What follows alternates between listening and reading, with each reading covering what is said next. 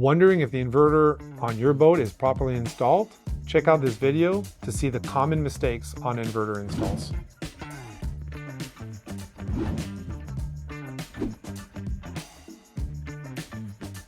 Whether you need a remote consultation design or perhaps inviting us aboard your boat, Pacific Yacht Systems is here to help. Check out the links in the description below. Hey everyone, Jeff Cote here with Pacific Yacht Systems. We've got another installment of Tech Talk.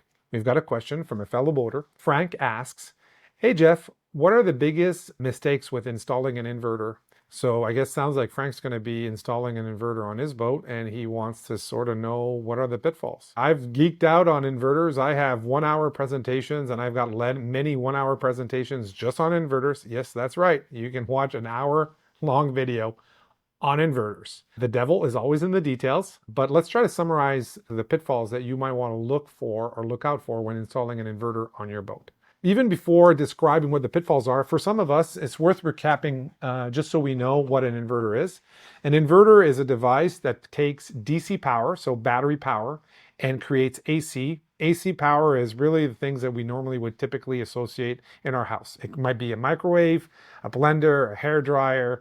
It could even be a heater. So that's what an inverter is. And many of us, when we buy an inverter, they also come with the opposite of that, which is a charger, which takes AC and creates DC. So, and that's where the term inverter charger is. So most of us in our boats are actually going to have inverter chargers, although we're just going to call them inverters, but most of us, like probably 90% plus, are going to actually have inverter chargers, even though we just call them inverters. So if you're installing an inverter on your boat, one of the biggest mistakes is actually not sizing the inverter to handle all the concurrent loads you're going to have on your boat. So you've got to ask yourself, what am I going to be asking of an inverter? And being reasonable, asking how many concurrent loads am I going to have? So is it going to be a 1,000 watt inverter, a 2,000, a 3,000 watt, 5,000 watt inverter?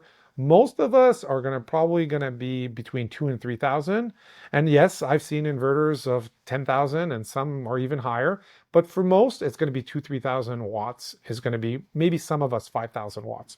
Of course, outliers always exist.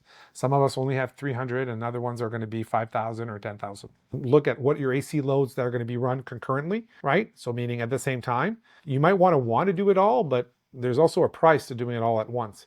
So run your big, large AC appliances. So that means don't wear a hairdryer at the same time you're running a microwave, same time you're maybe running a kettle, right? Like do them sequentially. And then in terms of the install, you're going to need to make sure that your battery bank can actually sustain that large inverter output, right? So you can't just install a 5,000 watt inverter on 2 golf cart batteries. The golf cart batteries are going to, the voltage is going to drop and the inverter won't work. So you need to size the inverter to the battery bank. There's tons of articles, and again, on our channel, lots of info on this, but sizing the inverter to the battery bank. And the next thing that is often overlooked, and this is a huge safety device, is making sure that your inverter has what's called a safety disconnect.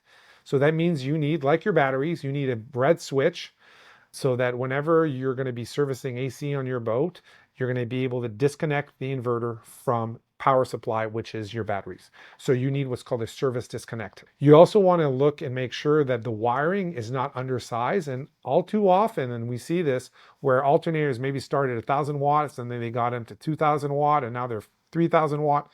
Make sure that the wire size can handle the amperage or the wattage of the new inverter.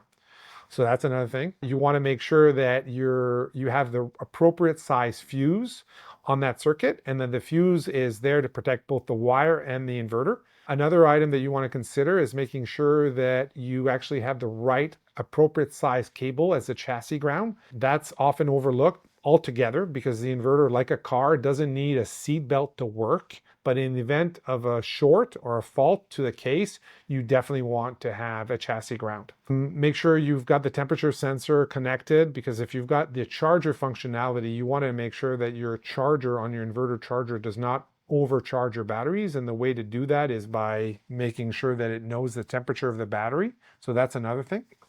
And then the other one too, and a really good one on the design side, when you're deciding what AC circuits should be energized, you probably don't want to energize the whole AC panel.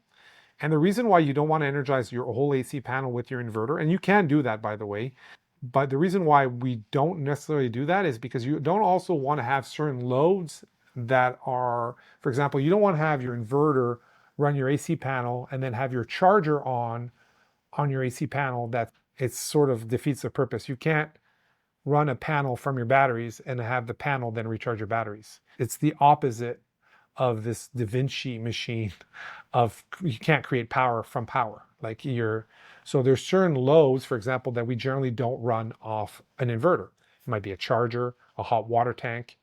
Now, there's exceptions to all rules, but generally we don't have those two circuits connected on an inverter. And so when you're installing an inverter, you basically are generally going to have a non-inverter bus and then an inverter bus. The last thing, and this gets geeky, I know, but the devil's always in the details, is you want to make sure that you identify all the neutrals and make sure that, especially if your bus is going to be divided, your non-inverter bus has its own neutral bus, and then the inverter bus has its own neutrals as well. So this would be the whole list of issues that Frank should be considering. And even if you have an inverter on your boat, ask yourself, who did the job? And did that person cut corners? Or did that person do the job right? I can tell you as a boat owner, I always ask myself, was the job that was done previously done right? Or should I look into it and make sure it was? And ignorance is rarely bliss. And so I invite all of you to be curious and make sure the inverter installed on your boat is done properly. Thanks for watching this video. And also, if you'd like to consider inviting us aboard your boat, maybe you're in British Columbia waters, or having us do a remote consultation and design, you can check the links in the description below. Thanks for watching. Hey fellow boaters, we're going to be doing a lot more Tech Talk videos. And if you've got any suggestions for future videos, leave them in the comments below. Once again, thank you for watching.